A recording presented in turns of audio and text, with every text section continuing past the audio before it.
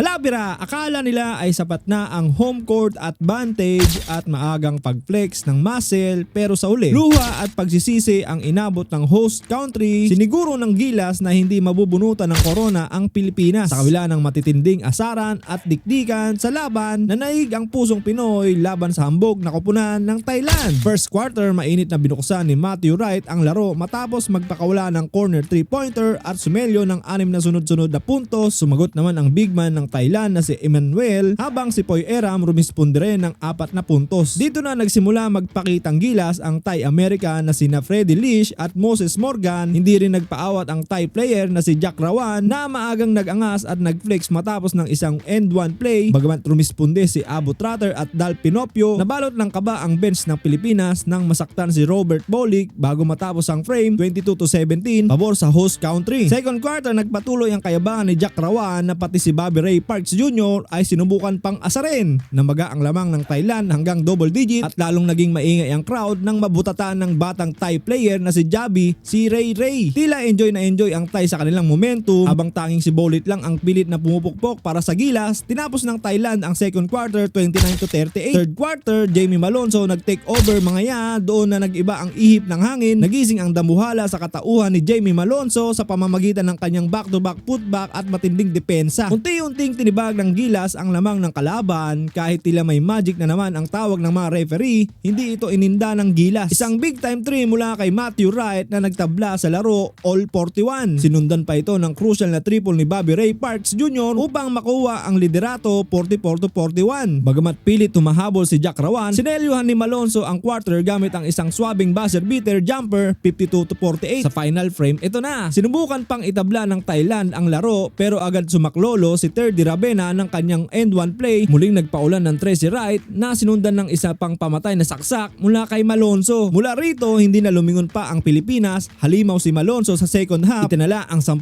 puntos ng bentahe 55-65. Wala nang nagawa ang Thailand kundi panoorin ang pagbagsak ng kanilang kampanya. Ang dating nag-aangas na si Jack Rawan at ang buong bench ng Thailand napatahimik at napayuko sa harap ng mga nagbubunying Pinoy. Ang Gilas Pilipinas ay kampiyon muli, isa pang ginto para sa bansang baliw sa basketball. Anong masasabi mo sa laro ni Malonzo?